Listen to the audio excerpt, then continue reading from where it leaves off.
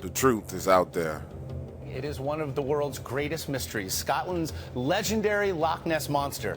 So does the lake creature actually exist? Well, if you ask one man, he'll tell you it is in fact no myth. Every day it's flaunted in front of your face. Hundreds of people in the valley say they are hearing voices in their heads. You just choose to ignore it. Belief can be a powerful force. No one knows that better than the people who are sure they've seen Bigfoot. Real accounts. He says he knows who's playing mind games. Rogue government officials that are sponsoring this, also corrupt business officials, and private citizens. From real people. Hundreds of people turned out tonight for the unveiling of a very controversial statue. Yeah, it really is. The Satanic Temple of Detroit revealed the 1-ton bronze statue. It's time for you to take a swim. I'm just excited to see my Lord and Savior Baphomet represented in such glorious Italian stone. I do hope his eyes gaze upon me, and that my allegiance is recognized. In the dark waters.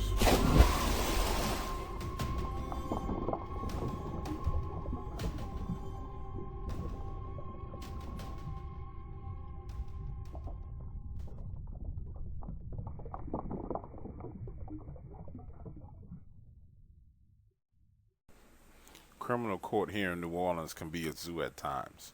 Drug dealers, pedophiles, murderers, just all the scum of the earth are paraded through the chamber doors where I work as a court clerk. Over the past 35 years, I've looked into the eyes of many defendants, but there's only one person who I'll never forget. 8 years ago, a case was brought to court in which a father killed his 2-year-old son and dumped his body in a local park. This case made national news. The bastard was disputing with his baby mother over $4,000 in past due child support, so instead of getting an extra job, he killed his 2-year-old son, slitting his throat and dumping his body in a park. But this story is not about him. His actions are really the background setting for what happened. During his trial, the courtroom was filled with news reporters and people from his family. My desk, as a clerk, sits facing the courtroom, just to the left of the judge. Looking out, I can see the entire courtroom. During the trial, a man walked into the courtroom, well-dressed, black custom suit, light blue shirt, with the most beautiful golden tie I've ever seen. He was a very handsome man, the kind of man that makes a woman swoon a bit. He approached the defense attorneys and handed them a large file of papers, then took a seat in the audience. I noticed his cufflinks. There were 2 golden crowns. They had to be very expensive. Not to sound like a gold digger, but we women notice these things on a man. So during the trial, the judge called for a 20-minute recess. It was just enough time for me to sneak down the back stairs and take a quick smoke break. As people cleared out of the courtroom, I organized the papers on my desk and headed out the room through the side door which led to a hallway, and then to the stairwell that took me down to the back side of the building. I didn't expect to see anyone on the stairway. The only people who use it are attorneys that occasionally smoke, and a judge I work for who takes a quick cigarette every now and then when things get intense in the courtroom. Opening the door, I could smell the scent of a man's cologne. The smell was masculine and clean. The smell painted the picture of the person wearing it, a powerful man of wealth and class. When I reached the first landing, I peeked my head over the rail and saw someone walking out the door. Cool, I'll have some company, I thought to myself. When I opened the side door to step out, it was him, so tall and lean. His back was turned to me. A little excited, I let go of the door before sliding the wood doorstop in place to ensure that I would not have to walk back around the front side of the courthouse to get in. "Hey, how's it going?" I said as I lit my cigarette. He didn't respond. "You here to help the defense attorneys? This is a tough case to defend. The bastard killed that boy." I turned to check the door, and that's when I realized I would have to walk around to the front of the building to get back in. Turning and walking past him, his back was still turned to me. I just figured he was an asshole attorney on his high horse. While passing, he quickly turned to face me, in a motion so quick that I thought he was grabbing me. But he wasn't. He was looking at me with huge black eyes. No white was there, just huge black voids. It was so evil and sinister, for a second I froze, then took off running around the building. I reached the front of the courthouse and entered through the metal detectors, setting off the alarm as I showed my badge and rushed through. When I got back to the courtroom and took my seat, The judge was just about to start the proceedings when he walked back into the room. His eyes were now regular, a shade of hazel. He just stared at me and smiled for a few minutes, then got up and walked out. The judge and I are close friends, and I shared this with her. She said that she believes there have been many demon-possessed people come in and out of her courtroom. She named a number of attorneys who she says all give her the creeps when they come in her chambers. The guy who I ran into was on the top of her list.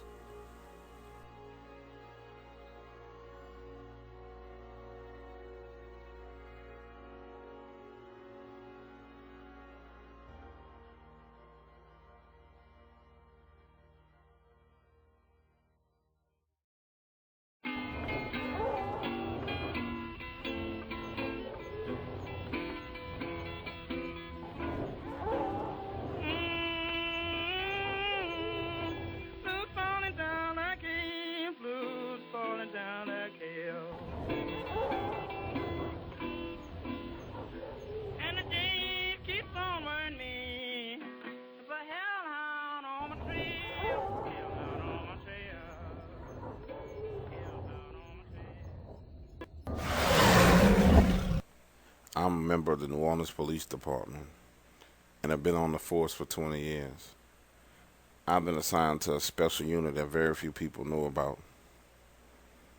I've been tasked, along with my partner, to deal with the more supernatural type of events that happen in the city of New Orleans. This story is about one of those events.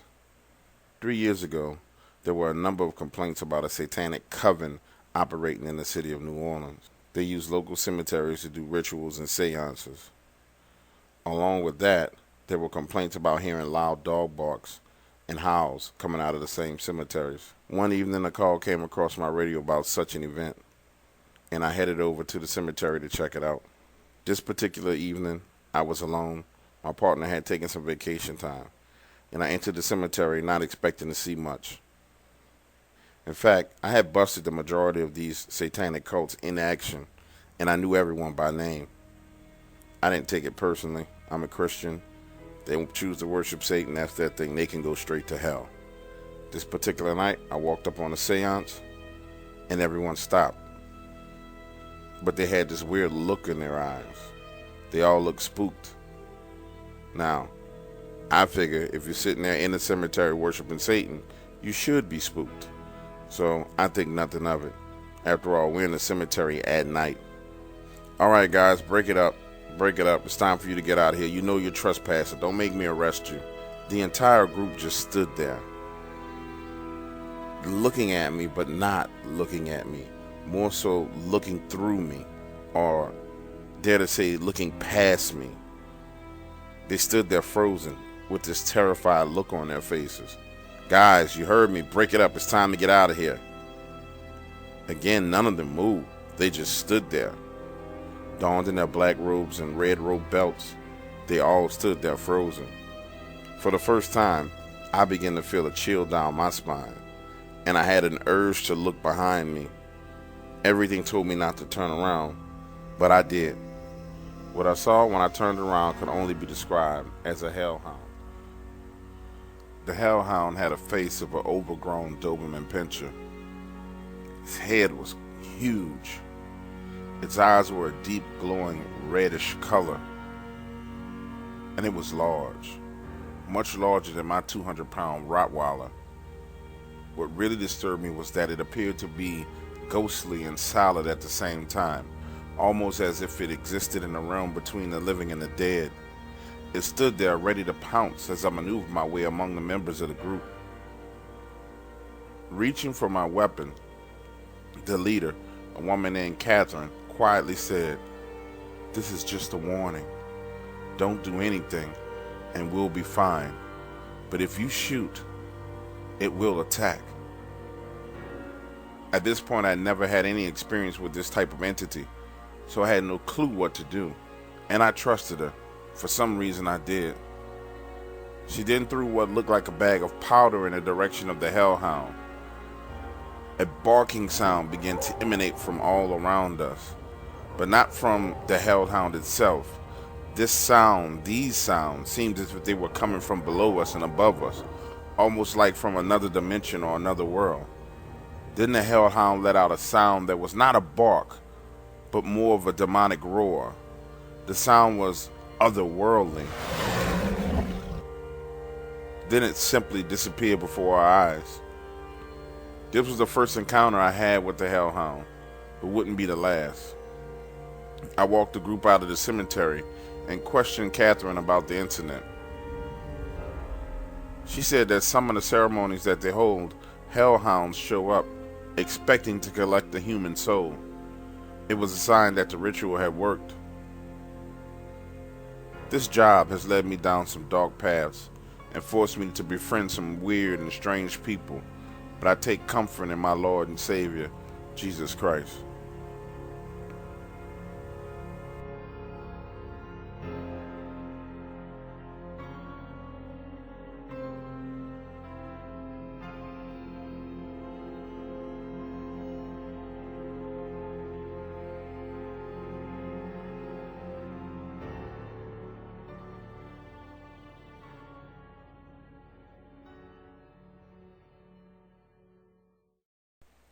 This is going to sound strange and extremely weird, but my friends and I have a game that we play called Bathroom Bowl. The rules of the game are that you must use at least 10 random bathrooms a month to take a dump. We've been playing this game for the past 5 years, and we take selfies while on the toilet and send them to each other. I know, it's weird, but it's what we do. One evening, while waiting on my wife to get in at the New Orleans International Airport, I stopped at the Hilton Hotel across the street. I stopped at the bar, I had a drink, decided what better place to take a picture than a good old-fashioned Hilton Hotel. As usual, I proceeded to the bathroom, checked the stalls, and sat down to take a poop. Now, this bathroom was kind of weird. There were 2 ways in. There was a front door, and when you walk in, to the left were 3 face bowls. Past the face bowls were 2 urinals, and they had an unusual number of bathroom stalls for taking a dump. If I can recall, it was 6 in all. Towards the back of the restroom was a second doorway that when I walked in was open. What it led to, I didn't know. So, I'm there, sitting, taking a dump, and as I pull my phone out of my jeans to take my selfie, the lights flicker. There was no sound of a light switch being clicked on or off. The lights just flickered. Initially, I thought nothing of it, and I took my phone out and snapped a quick selfie and started to search a place for my wife and I to have dinner. Seconds later, the lights flickered again, this time in a more ominous way. Almost like someone was deliberately doing it. Hello? Is anyone there? Hello? No one responded. By now, I'm starting to get nervous, so I reached back to grab some toilet paper and begin the process of wiping off. Then the lights flickered again and went off. Now I'm sitting there freaking out. Somebody is in this restroom playing games with me. I had been in the stall for about 5 minutes. And when I walked in, I checked every stall, and no one was there. However, I didn't look through that back door that was open to see what it led to. Now, sitting there in the dark, I could hear nothing. And just as suddenly as the lights went off, they flickered back on. In total shock, I saw what looked like a child's feet right outside the stall door.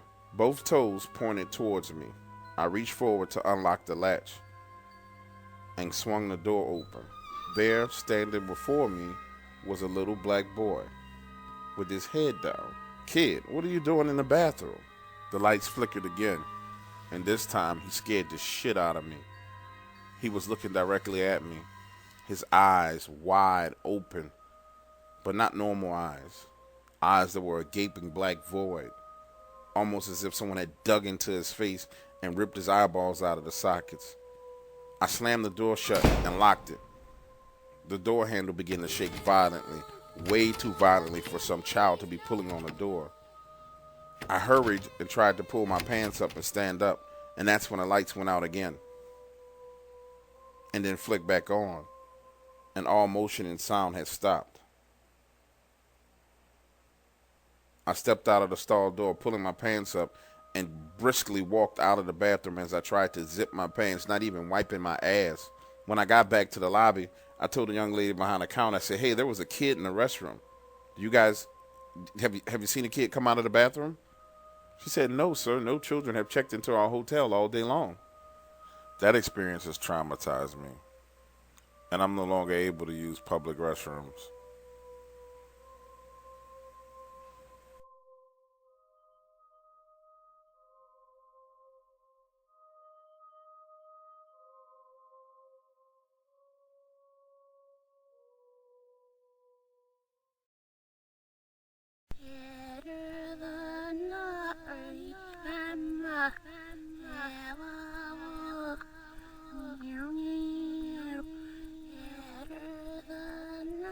Last month, while visiting my family in Destin, Florida, I witnessed something that should not have been possible. My cousin Lynn and I were in her room watching YouTube while our moms were out back drinking wine poolside. Lynn decided to download a Ouija board app on her iPad. Personally, I am not into that kind of stuff, so I just moved over to the other side of the room while she sat there asking this electronic Ouija board questions. I did my best to ignore her, putting my earbuds in and listening to some music. Her lips were moving as if to ask questions to the Ouija board, and her face showed a look of disappointment. Assuming her little experiment was not going well, I excused myself and went to the bathroom down the hall, then went downstairs to talk to my mom and aunt at the poolside. When I returned to the room an hour later, she was already in bed under the covers, which was weird for Lynn. She was more of a night owl. She never went to bed early. I was a bit tired, so I crawled in my sleeping bag on the floor next to her bed and went to sleep to the sounds of waves crashing against the rocks on YouTube. At 3 a.m., I was awakened by the sounds of vomiting. It was Lynn standing at the foot of her bed and projectile vomiting all over her comforter. She looked pale and weak, the complete polar opposite to the teenager that I had just saw before I went to bed. We called an ambulance thinking she must have food poisoning. The rest of the story is what my auntie told my mother when we reached the hospital. See, my mom and I drove the car while they both were in the back of the ambulance. She said Lynn had to be restrained, and she began talking in a strange voice and in a totally different language. She broke out of the restraints, and then they had to sedate her. She said it was almost like Lynn had been possessed. Her eyes rolled into the back of her head, and she let out violent sounds and roars. Lynn spent 4 days in the hospital, and she's now back home. But my auntie claims that she's just not the same little girl.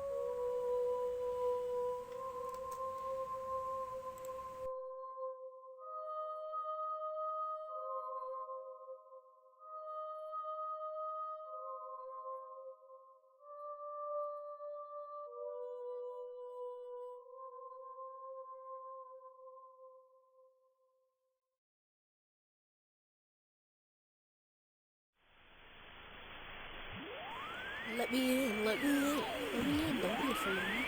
Let me in, let me in. Let me in, let me in, don't be afraid of me. Let me in.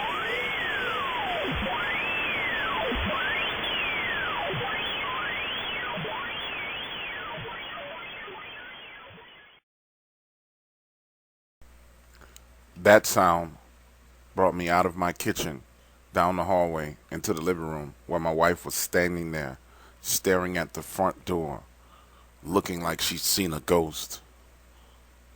Baby, what the hell was that? You see, that sound was coming through the radio inside of our home.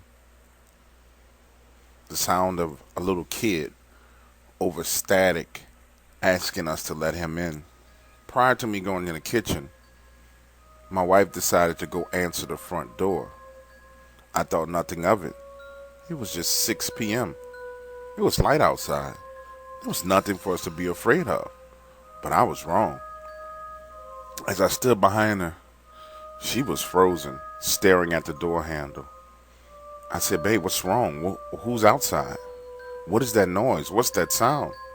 She wouldn't speak. I reached to open the door, turning the handle.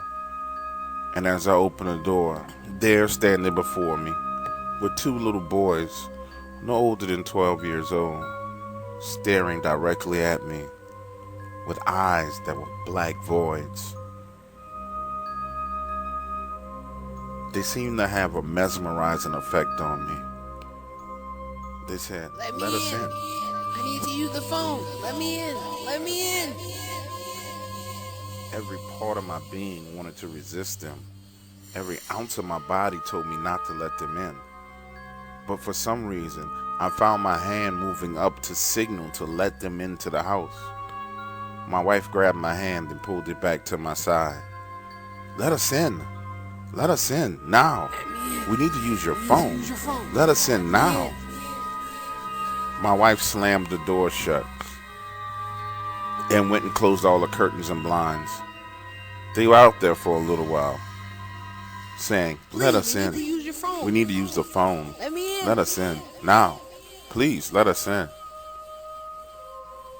I dialed 911 and told the New Orleans Police Department that there were 2 little kids trying to break into our home. When the cops arrived, they were gone. I'm very leery about opening my front door now, and I'm not sure who or what they were. I will say that they were supernatural. Do you know anything about these black-eyed children?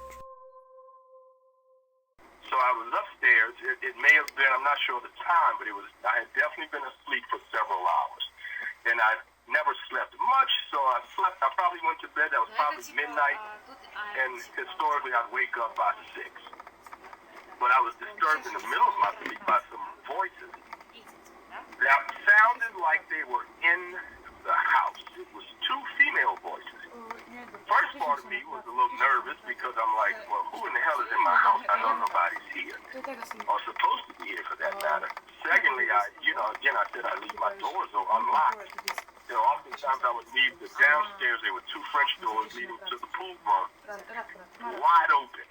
And my house did not have a back neighbor because that row of houses on Elysian Fields took up the whole block. So you didn't have a neighbor in the back. And oftentimes you'd park your car in the back and enter through the back. So I'm hearing these voices. Initially I got nervous. I'm thinking, okay, what is going on? And as manly as I like to think I am, I did not run and call myself to action, ready to take on whatever it was. Even though it were female voices, I still had that initial, holy shit, what am I going to do? Should I get the gun? Should I get the knife? Should I piss on them? I don't know. I'm just running a gamut of crazy thoughts. So eventually I sit there, I sit up in bed, and these people are having a fucking conversation. I was too uneasy to focus on what they were talking about, but it was loud and clear like they were in my home. The first thing that came to mind after I calmed down was, well, maybe the computer, a bug hit the computer screen. It's a touchscreen computer, so it would come on and a video from later on was playing. I just running, my brain's running. Why is this happening? As I'm building up my courage to go to the 3rd floor. You got to realize I got to go to a couple of floors, and these people could be anywhere. You go this way, you got a room over there. You go this way, you got a room over there. You go this way, you got stairs. So, this isn't one of those, I'm a skilled policeman where I'm turning corners and all that stuff with guns, because I have no idea where they could be. But I hear them loud and clear. So I build up enough courage. I go down to the 3rd floor. My office faced the Elysian Fields. So I went there first. And I looked down, and I saw these 2 white girls sitting on my lawn. Now, it is strange because, like I said, this isn't the lakefront where you commonly and routinely have cars parking and people jibber-jabbing and hanging out and having drinks and smoking and whatnot. There is no earthly logical explanation for these two women to be sitting on my porch. The fact that they were white was exciting because, you know, maybe I could lure them in, and, you know, and have a good time. I don't care what color they were. That was my second thought. Maybe I could get them to come in. But then I had a sense took over me, and I was like, why? Why are they here? There's no car. Secondly, there's no parking in the front of these houses. As I said, they take up the whole block, so you park in the back. And anyone who knows to go to the back street and park. So I'm looking and I'm confused as hell. I'm like, why in the fuck would they pick my lawn out of all the houses and all the activity? You know, it may be, I don't know, 2, 3, 4 in the morning at this point, and cars are sparse, you know, one here, one there. But I didn't see a broken down car. But then if it was, they were stranded. Why my house? Why my lawn? So I'm sitting there looking, and I'm like, what the fuck is going on? And they're talking like they are clearly supposed to be there. So I calmed down. I said, well, it's just two women. I mean, if anything happened, I could handle that. Of course, they had a rough time sleeping. But I left them alone and went back up because being a spiritual man, I'm always thinking and wondering, okay, what's the purpose? What's the point? So I had no idea why they were there. I was confused, befuddled, but I dealt with it. It wasn't worthy of calling the police because they weren't doing anything but sitting, legs crossed, and talking like they were sharing a cigarette or something. So I let that slide. I let that pass. The next day, and it may have been 2 days. So I go downstairs again. I'm having the middle of my sleep, maybe 3 o'clock again. I wake up, but I don't hear anything. Something just says, wake up, go back to the office. So I wake up, go downstairs, take a right to the office. I get into the room, and I look outside. And there is this dog with red eyes sitting on the median. So this dog, this hellhound, so to speak, it was a large dog. I knew the dogs in the neighborhood, and mine had just died, consequently, so he was not there to alarm me or alert me to any strange activity. I'm looking outside, and I see this huge dog, not quite a Great Dane, and I'm a dog person, so I know the breed. This was not a normal breed of a dog. And he had these red, piercing eyes that I could clearly see in the dark, like it was almost light. And he was sitting in the median, facing my house, sitting like a well-trained German Shepherd or a well-trained Dogman Encounter. That would be the two references I could give. But he just sat there like a trained dog, and he's dangling a piece of food in front of his face. Focused, not moving, a car might pass, he sat there, not even tracking the car. And that scared the living shit out of me, but it also put into focus the girls. And I said, oh my God, I believe those were two angels protecting my house. Now again, I said I could not understand what they were saying. I heard every word, but I had deduced that these two angels were sent to protect my home. They were outside in front doing a seance or something to put a shield over my home, and I know the shield was there because, again, you have a hellhound sitting there, staring at the house. He knew he wanted to be in that house. He knew what he wanted was over there, but he could not move. So what else could it be but the protective shield of the angels that were put there days before? And nothing happened after that. Maybe a year passed, and that's when Hurricane Katrina came along and put 6 feet of water in that house. But it's always been a story that my mind goes back to because of the strong, overbearing elements there. 2 women, 1 dog, 1 man, 1 house. And I would love to get some insight, some clarity if anybody else has experienced this, hopefully in those exact orders, or just having any experience with a hellhound and what came out of it. What, you know, if they did not get the protective covering of the angels, and where it led them, you know, what it led to, which is why I'm sharing the story with you, Black Dog Wars.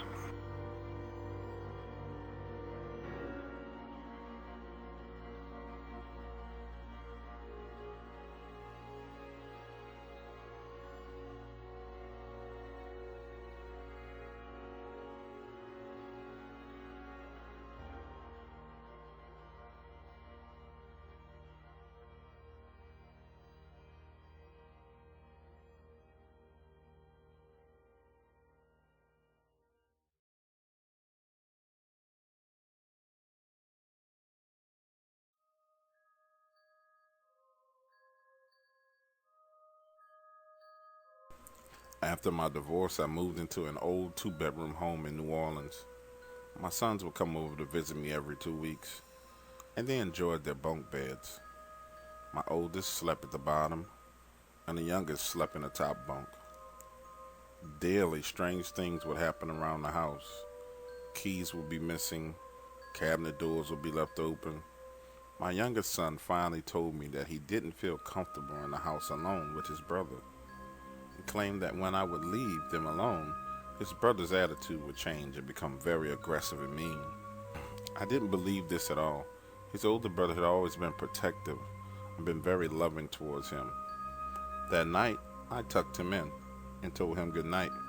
When I went to tuck his older brother in the bottom bunk, he looked scared and said, "Dad, can you check under the bed? Someone is there."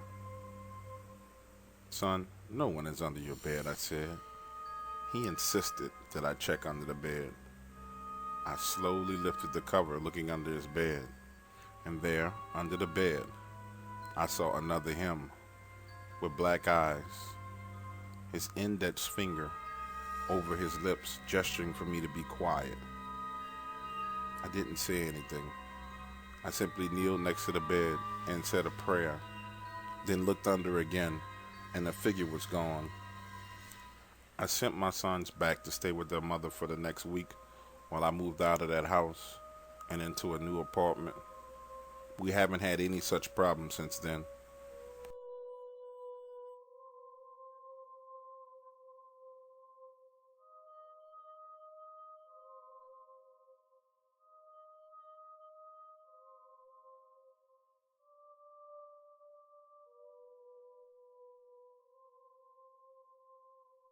I wanted to keep our agreement and share with you in detail the issues and problems my wife and I have been experiencing over the past 5 years. 5 years ago, I was in a trucking business with a partner whose name I'll keep private for your safety. However, this individual was and still is a major drug dealer here in New Orleans.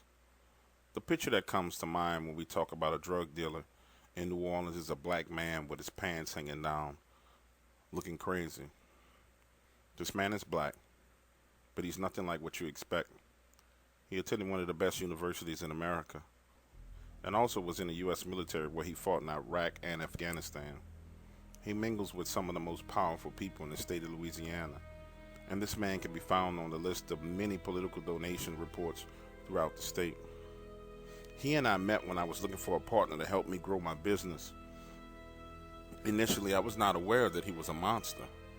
However, as we got closer, I would notice how he was prone to violence and extremely paranoid. I finally realized that he was a murderer after a contractor was late paying us for one of the jobs we worked on. 2 young black men came to my office who looked like they were straight out of prison, picked up a file with the personal information of the contractor, and 2 days later, he was found 100 miles away inside his car, dead. The car had been burned, and the body had bullet wounds to the head and chest. Naturally, I was not comfortable with this, and met with him to try and buy him out of the company. Well, that conversation ended with an argument in which he promised that he would drive me crazy and force me to commit suicide. A week after that conversation, I lost every city contract I had. When I went to City Hall to ask for a reason, I was stonewalled. Months later, I learned that he had donated to the campaign of a city councilman in exchange for him taking my contracts. Since then, I've been harassed by the police and street thugs. There are many stories I plan to share with you, but I wanted to give you some background information first. 2 weeks ago, my wife and I went to church, as we normally do on Sunday mornings. We parked our car in a lot next to the church, locked the doors, and went inside. It's a Southern Baptist church, so we're inside for almost 2.5 hours. When we came out, our car was moved from the parking lot and parked directly across the street from the front door of the church. This happens all the time now. I had the car computer reprogrammed to change the electronic code for the door locks, but still, they were able to get in. That same night, while we were sleeping, someone was locking and unlocking our car door in the driveway. This type of harassment has gone on for 5 years now. In another incident, my mother, who is 85 years old, was admitted to the hospital for surgery. I passed by her house to check up on things, and when I entered the home, I could smell the gas was on inside the house. I walked into the kitchen and discovered that all 4 of her stove eyes were on, and gas was all over the house. Had I walked in smoking a cigarette, which I normally did, the house would have blown up, killing me. Imagine this, driving down the street and being followed by an ambulance. No sirens on, but just being followed, while simultaneously your cell phone is constantly getting text messages, so many that your phone cannot operate correctly. My son, who was 25 years old, was ran off the road in his new Ford F-150 late one night while leaving the French quarters. He was driving when suddenly a car pulled up next to him. The person in the passenger side pulled the gun. He swerved to get away, ran off the road and into someone's house. I reached out to some friends of mine who are in the New Orleans Police Department, and they simply said that I have a major problem with one of the ranking officers. People on the force know about what's going on, and many of them are on the take. I have taken your advice and reached out to the contacts that you have provided, but so far I've heard nothing back. If this continues, I will have to relocate my family elsewhere. There's much more I'd like to share with you, but even as I write this message, my wife's car is beeping and making the sound of doors locking, then unlocking.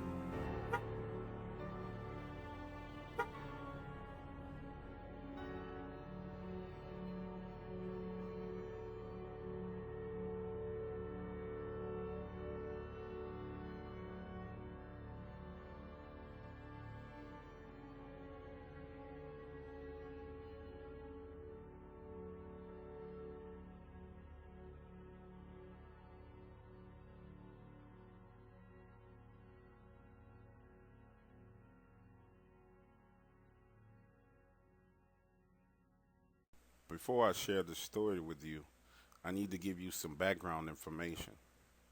I'm a former Army Ranger with extensive outdoors experience. I fought in several different areas of the world and found myself in some hairy situations. I identified with the outdoors. Up until this encounter, I can honestly say I never had any fear of an animal in the woods. Respect, yes, but fear, no. It was the summer of 2012. I had just finished a long divorce mediation and just wanted to get away from everything. My father wanted to catch a movie that same evening, so I decided to go fishing close to the city. I had a secret fishing spot in New Orleans East that was always good to me. It was a bit out of the way, but I liked this spot. It was peaceful.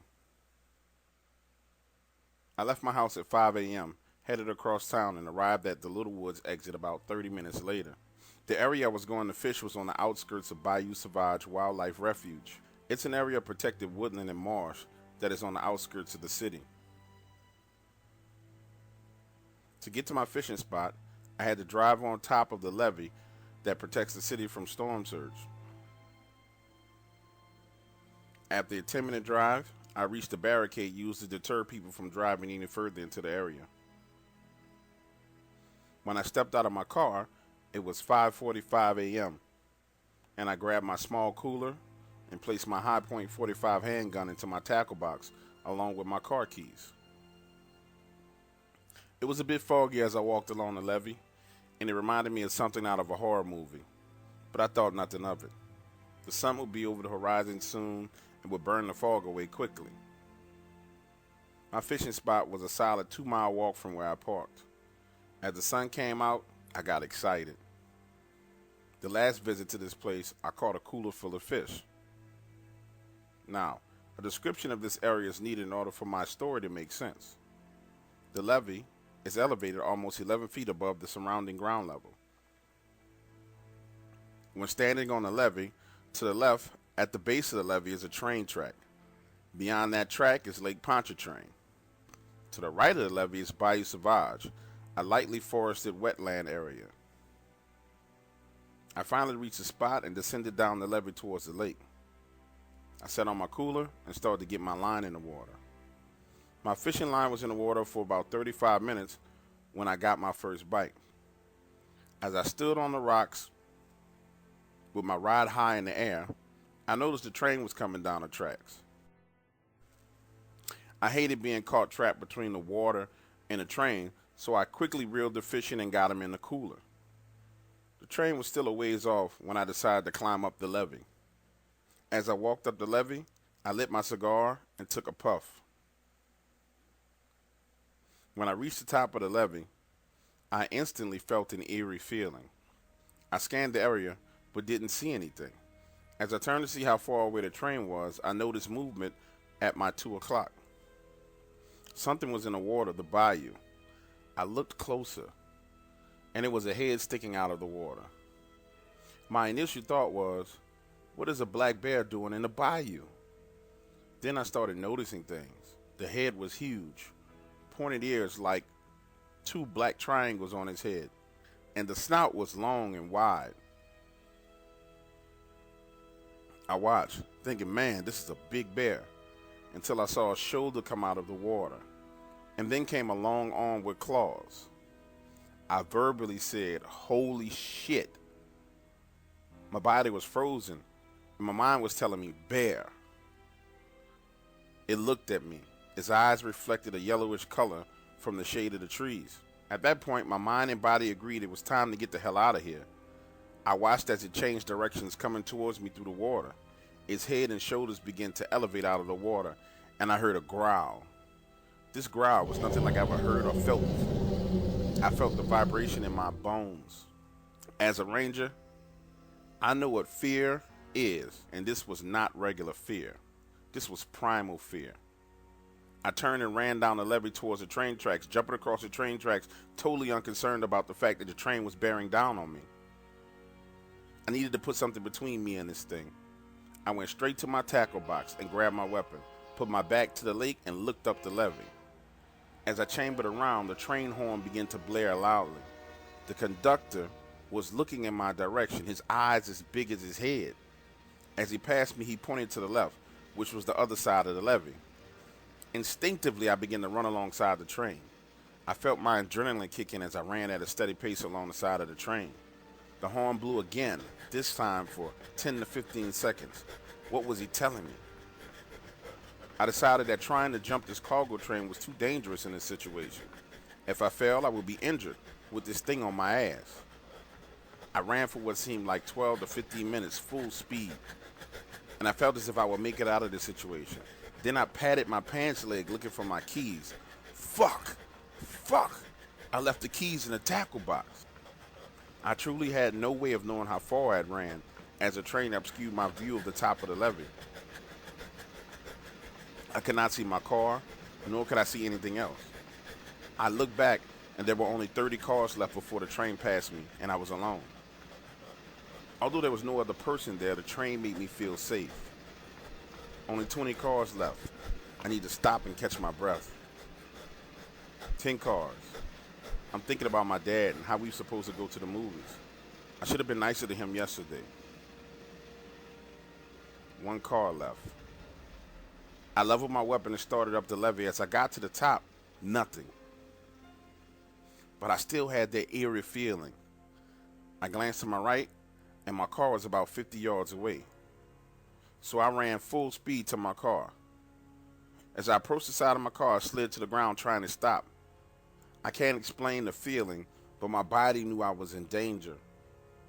When I made it to my feet and looked back, there it was, standing at the edge of the tree line, nose in the air, sniffing. This thing was huge, so huge that I could see it clearly from 200 yards away. I could see the left profile of it. Its arms were long, with what looked like hands or claws. The chest was huge and tapered down to a small waist. It looked fast and strong. It sniffed in my direction and rolled its lips back, showing its teeth. At this point, I used my weapon to break my driver's door window and hopped in the car, pulling my spare key out of the glove box. When I looked up, it was on all 4 legs, or arms, and moving towards me. I cranked the car and threw it in reverse. I had to focus and drive backwards down the elevated roadway, and turned hard, spinning my car, and drove out.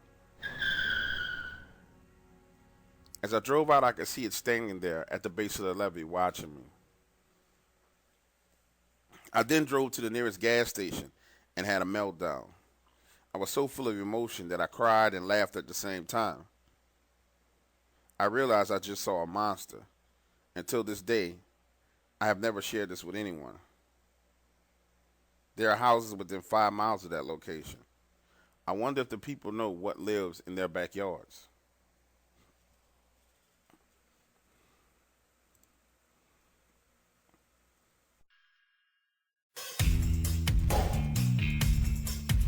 Up next, coming to the stage, it's Mindy. Mindy live on stage. Put your hands together for Mindy.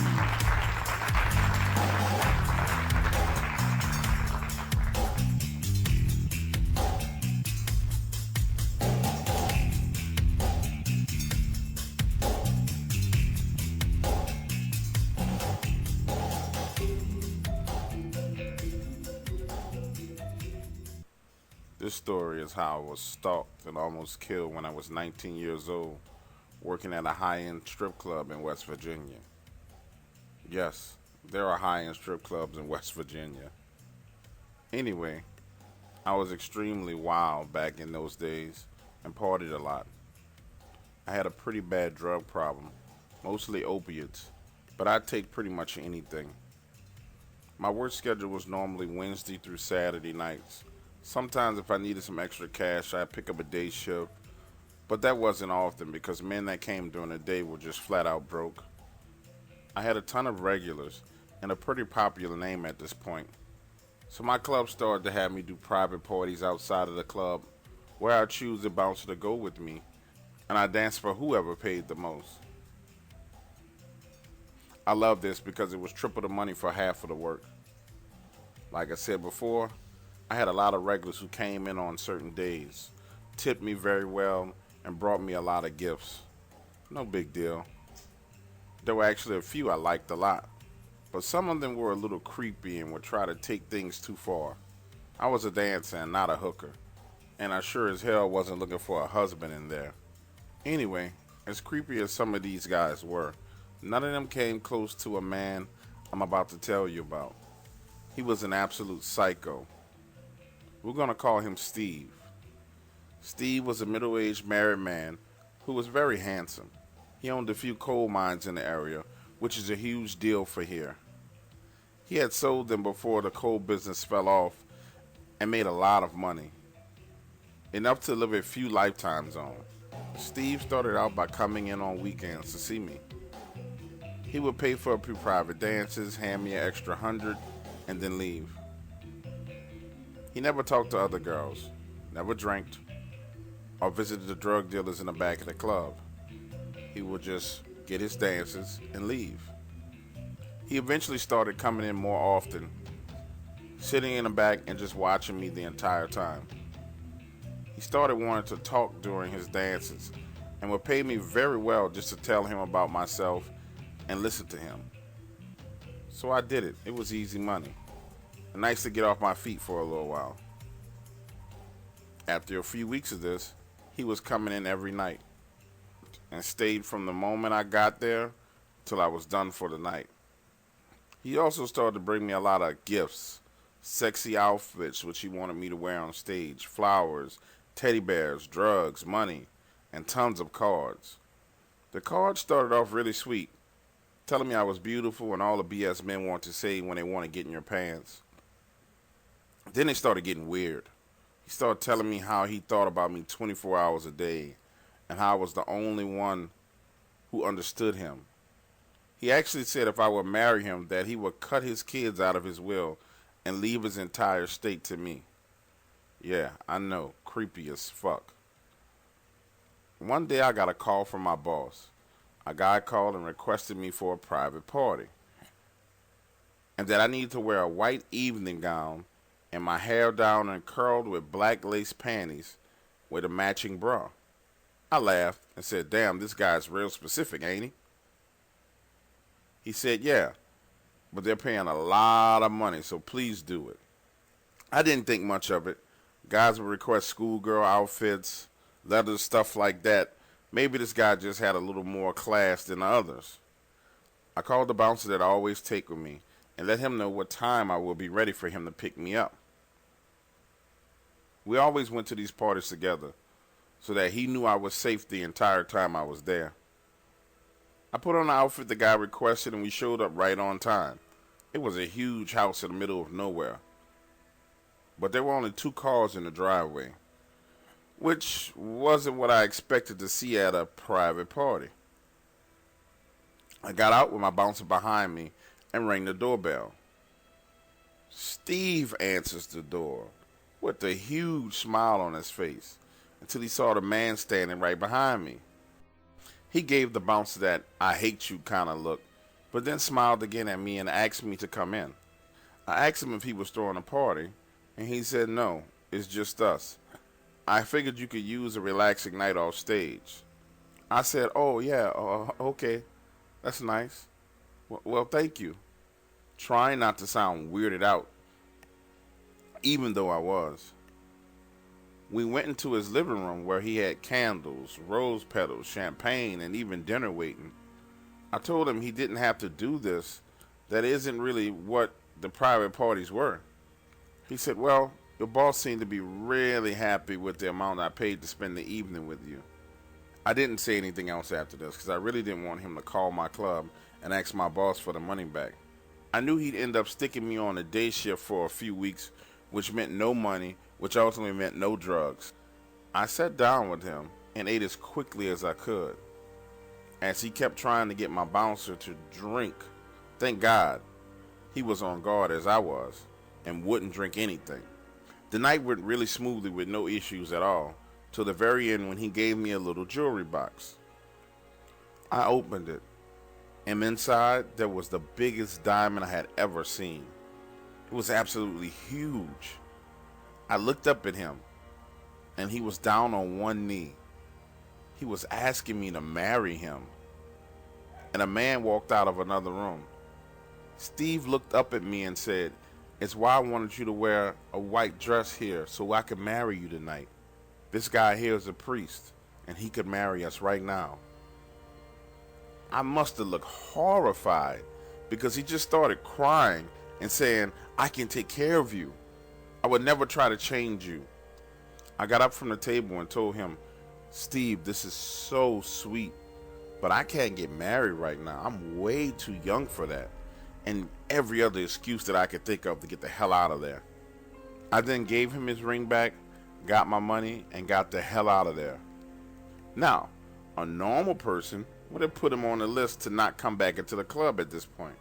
But I was far from a normal place in my life at this time, and really needed the money and the drugs he was giving me.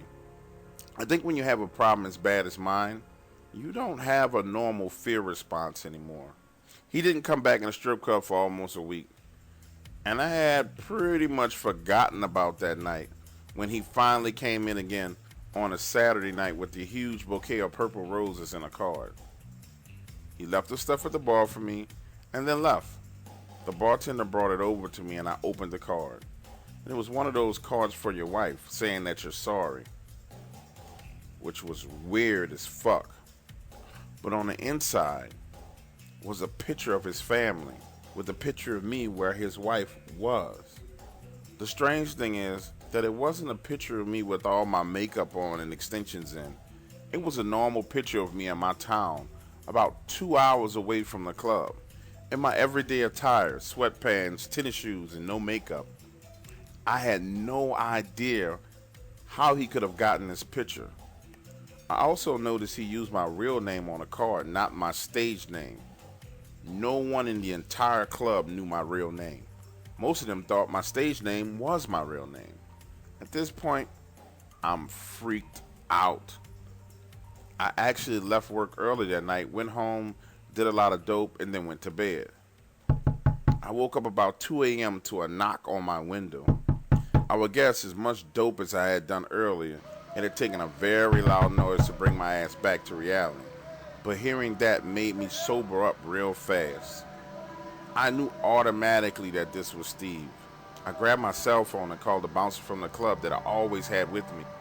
We lived in the same town, and I knew he would protect me. Now I'm sure you're saying, dumb bitch, just call the police. But for me, that wasn't really an option.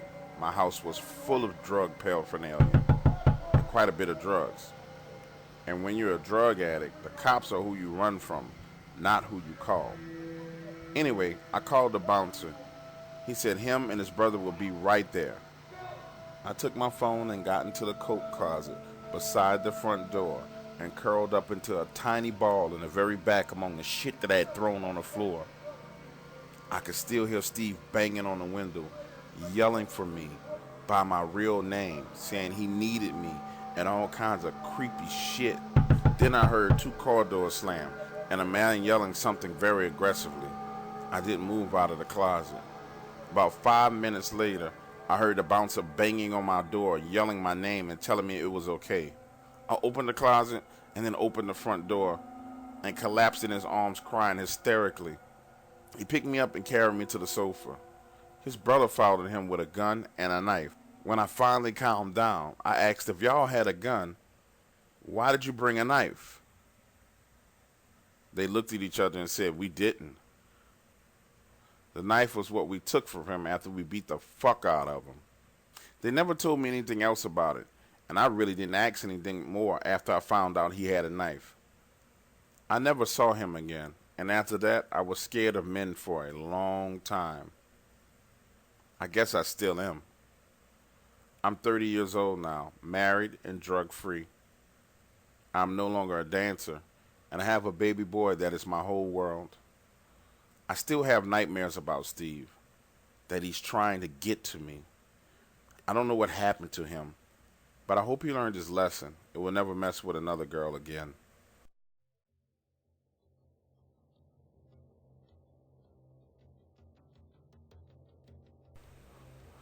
Okay, ladies and gentlemen, some housekeeping is in order. First of all, I would like to thank you all for helping me push through the 1,000 subscriber mark, beyond the 1,500 subscriber mark to the 2,000 subscriber mark in just 7 days. I am so grateful and thankful that you guys have done this. And again, I want to thank you. Sorry about that. That was my car keys falling. We're not going to edit that out. And I hope you guys really enjoyed these stories. I wanted to give you a much longer set of stories to kind of serve as a thank you gift. It was supposed to be 20, but frankly, with all the energy I put into these 10 just to try and make them come to life, getting to 20 wouldn't have happened for another 3 days. So I wanted to get this out to you guys now. So I'll do another 10 more for you guys soon. Up next on the channel, I was able to get Ed, the other lineman from Taylor, Mississippi, to talk with me.